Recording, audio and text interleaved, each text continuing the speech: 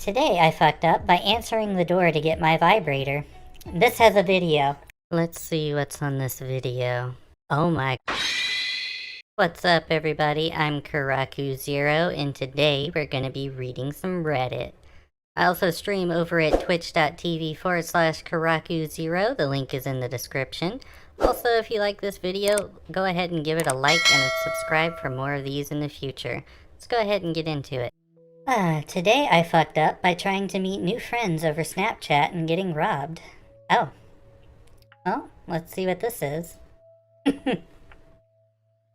Today I fucked up by going to meet a random girl I recently added on Snapchat. I'm trying to make more female friends. Female friends. Right. That's exactly what you're doing. And I naively got catfished into the scariest situation of my life. With 420 being just earlier this week, I noticed this chick on Snapchat that was posting a bunch of weed pics. I said some 420 jokes and we kept messaging the rest of the week until the weekend. Okay. So already, I just think he probably has ulterior motives anyway. But we'll see. Let's see how the story progresses. I mentioned I was all out after the holidays. I guess 420 is a holiday. And how hard it was to find it in my area, and she asked if I had a car. Fast forward to Friday, she's been commenting on my story and my tattoos and pics all week long. She even says she is a tattoo artist, and I check out her public profile with a ton of pics of stuff she's done. That's awesome. Okay, so at least dude has done his research anyway before, actually going out there. I mean, you do want to check the age of the profile and whatnot, but then again, could have sent him a fake profile that's not even her. But then again, I don't know. I would assume that you're smarter than that to fall for a fake profile. But let's keep going. I just found the coolest friend ever. She smoked and she does tattoos and she even wants to hang out. Sweet. I'm thrilled. I'm pumped. I pumped myself up because I usually don't drive or really go anywhere by myself. Jafeel. I don't either.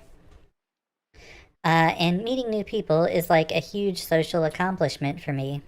I get off work early and I start my drive halfway down.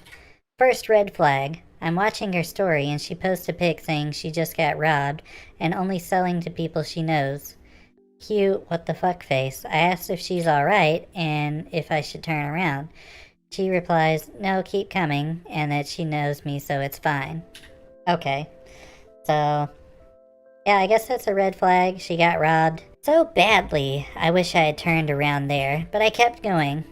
Fast forward to 3.5 hours in, and I'm into the middle of the city. Being from a small town, I'm freaking out with the crazy traffic. Okay. So, dude is definitely expecting to get some. Nobody drives 3.5 hours just to be like, oh, you're cool. Let's hang out and whatnot. Unless she offered to give him a tattoo or something. I know people that would drive that far for good tattoo work. However, he didn't seem to mention that. I think this guy's probably on the naughty list. Eventually, I make it to the mall address that she gave me to meet up.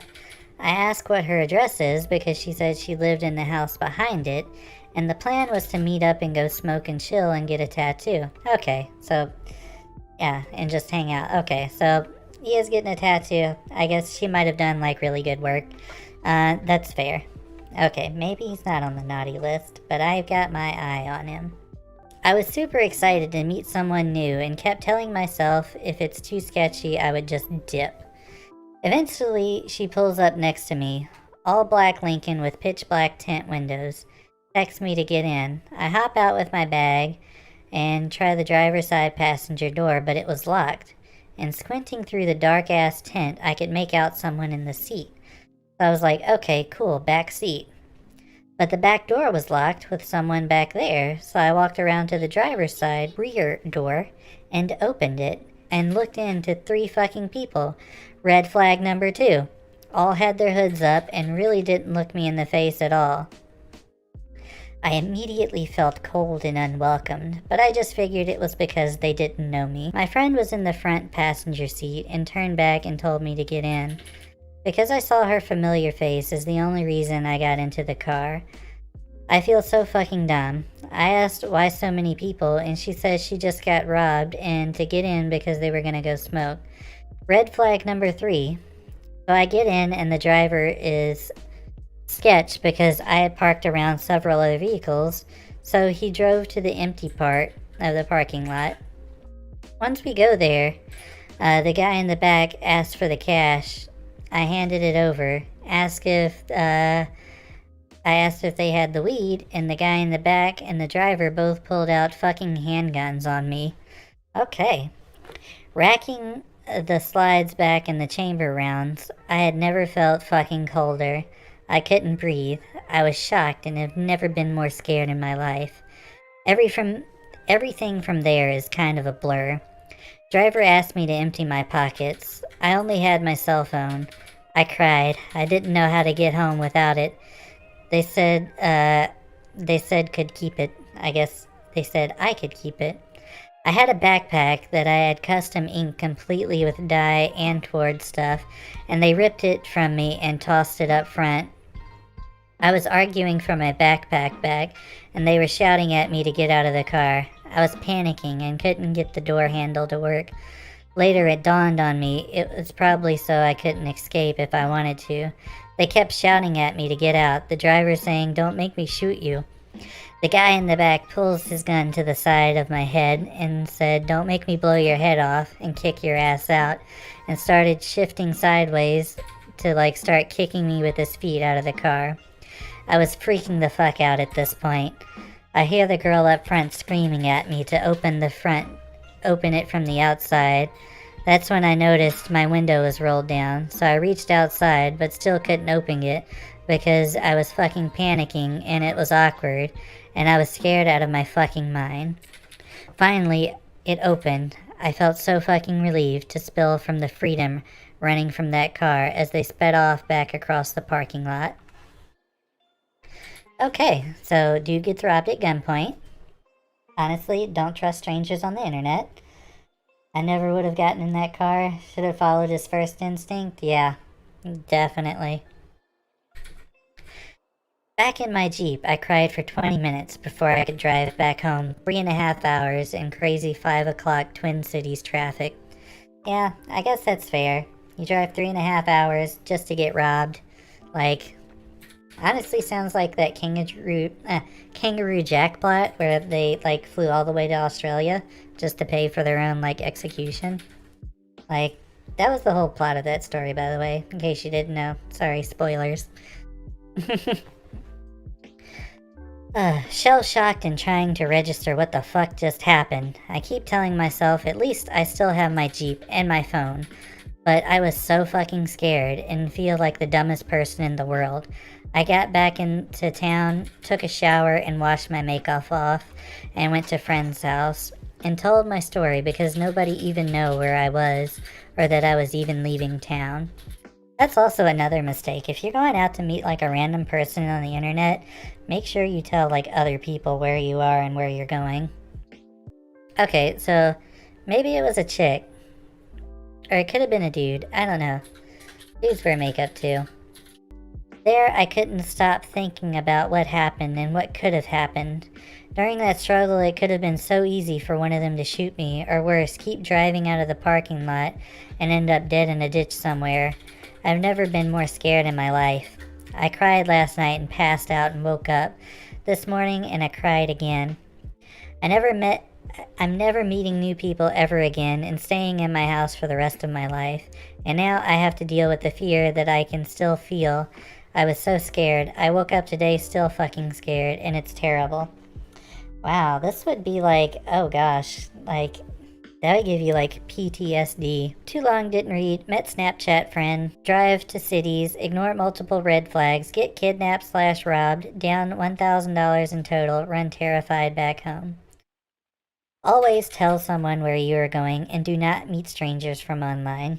Hey, isn't that the same thing that I just said just a few moments ago? Edit 1. First off, thank you to everyone for the internet hug. Seriously means a lot. I felt so lost and violated this morning. I can't stop thinking about how scary it was not being able to get out of the car.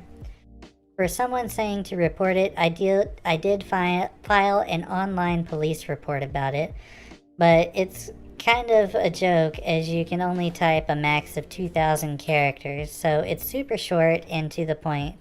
But I feel better reporting it because at the time I felt so helpless not being able to fight back. Secondly, I tried reporting it on Snapchat, but it's a web of bullshit on their website, and I get frustrated and lost trying to seek out a contact us section.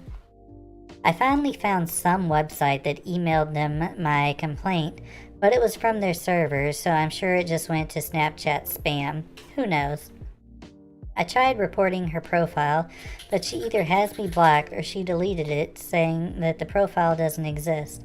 Either way, I have a bunch of screenshots of the stuff that everything, so I can try to give them all the info if they reply. I sent my friends her Snapchat to have them try and add her too, so they could report her. All in all, I still feel dumb for ignoring so many obvious red flags and must have had my guardian angel that day, so nothing worse happened. I do have a therapist I've seen in the past. I might reach out to her if I can get over this thing in a couple of days. But for now, just Google how to get over being robbed at gunpoint. Again, thanks for all the well wishes, and please stay safe out there, everyone.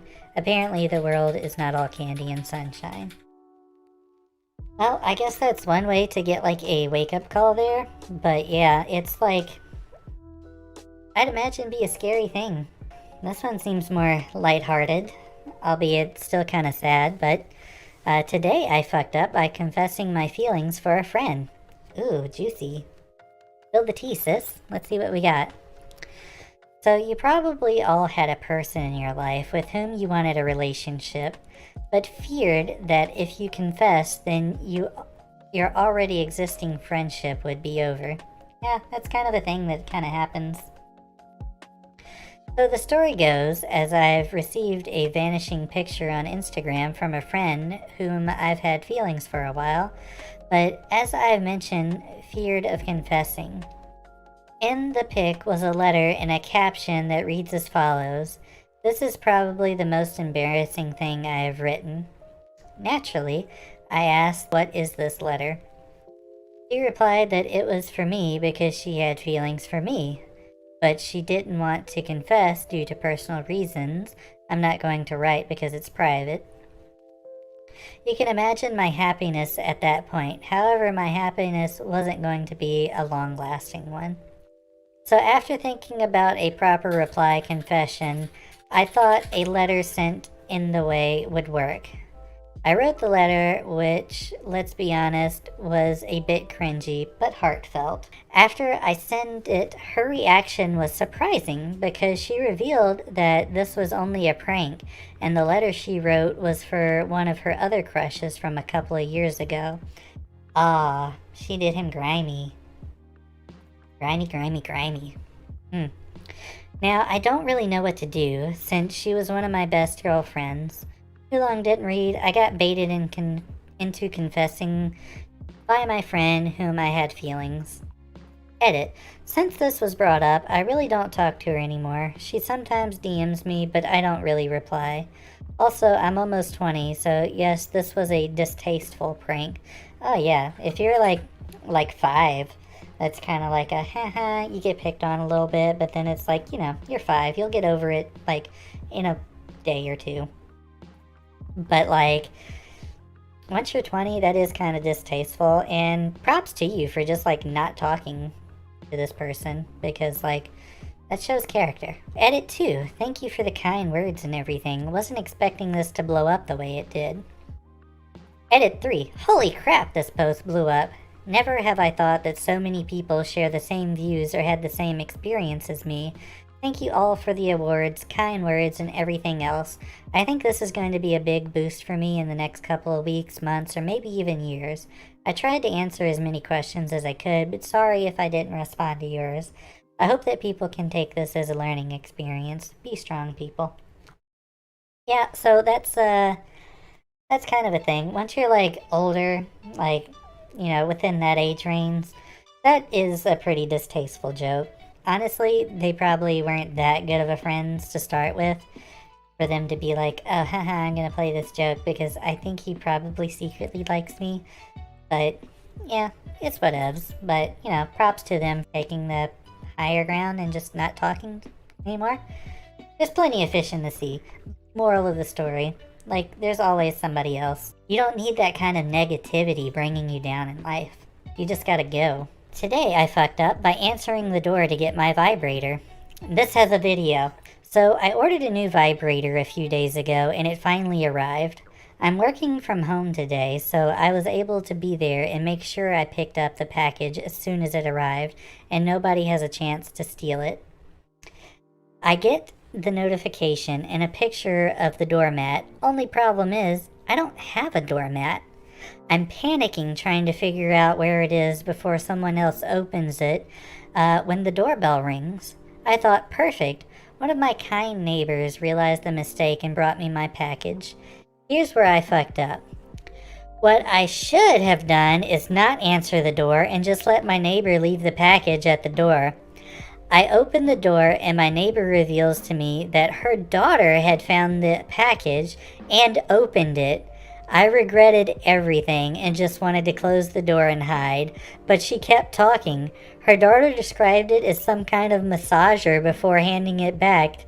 Neighbor mom obviously knew what it was and discovered the mix-up on the address label. I'm mortified already, but then while walking away, she says, "Enjoy." Oh, that is great. Text message with my husband assuring me that it's not embarrassing and comforting me because he is a good husband. And here's the screenshot. So I ordered a vibrator, got confirmation it was delivered today with a picture of it being dropped off on the mat and everything. One problem, we don't have a doormat. Oh my god, that was the funniest shit in my whole life. The doorbell camera caught the whole interaction. Oh my god, I'm going to die of embarrassment. I'm tempted to send the ring footage as a complaint to Amazon to see if they will compensate me for emotional damages. The worst part was when she said enjoy and then walked away. Let's check out this video here. There might be sound, so let me just turn the music off for one quick second. To bother you, a package came and my daughter opened it because we were waiting. That is hysterical. Yeah. Please tell me your daughter's of a reasonable age. Yes, she is. Like not a child. Yeah, I know. She said, it's a massager or something. But anyway, she ordered a cell phone, so she was all, waiting for that. So, oops. Anyway, Things happen. Yeah, but anyway, yeah, that's Thank why you. it's open, but enjoy. That was hilarious. Best story I've read all night. Today I fucked up, looking for help, but finding a full page full of dicks. Oh. I'm new to Reddit, so I was looking for pages to post a GoFundMe link. Our family is going through a very difficult time, so our friend made a GoFundMe page to raise money to get our baby boy home. I was looking for a subreddit that I could post this to and came across Helping Hand. I know where this is going. I thought, alright, maybe this is a community to help people that are in tough situations. You know, give them a helping hand when they're down. Nuh-uh. In case you don't know, like me, it's to give men a helping hand when they're up and feeling good. Yes, I'm talking about stumbling across a page full of dicks. It's 7 a.m. on a Saturday morning, and my husband is sitting next to me, looks over and sees horror on my face. He says, "What the fuck are you looking at?" I laughed and embarrassingly showed him my screen. He replies and says, "I didn't know that's what you wanted. We were just in bed a minute ago." It's the hardest I've heard him laugh in a while. I don't think I'm ever going to live this down anytime soon, and he's still laughing as I write this out for you. Too long didn't read. I was looking for a Reddit page to post a GoFundMe link for medical fees and came across a Reddit one full of hard dicks. That one's pretty funny. That one kind of like takes the, I don't know, it's not as funny as the dildo one. Like that one, the highlight of the night. I think that one was the best one that we've had so far. Like, the robbery one was kind of like attention getter, but this one right here, like that was hilarious. The oddest ticket I've ever worked. So this is from r/talesfromtechsupport. So, just to give context. Sometimes people pry apart my spreadsheets and tools in code for various reasons, and when they do, they find a hidden bit of code. I put it everywhere as sort of a signature. People wonder what it is, and they ask me, and I get to tell them this story. Alright, let's see what the story is. I was a Tier 1 remote tech support tech. This was one of my first officially IT jobs, and I was young, fresh-faced, wide-eyed kid with a working knowledge of some kind of code and the ability to install Java with over a 50% success rate. Oh wow, kudos for you. Ring ring went the phone. I perked up. Another customer, desperately in need, on the brink of disaster, had called upon me to single-handedly resolve their problem and leave them 110% satisfied. A problem I alone had the keys to fix, so long as it was within the exceptionally narrow purview of the types of problem I was trained to handle. Thanks for calling Tech Support Megacorp. My name is Click-Kitty. My name is Clickety. Can I have your name and client number, please? Can you guys tell I was a phone operator? There was a long pause, and then the person slowly gave me their info. I plugged it into my system, and bam!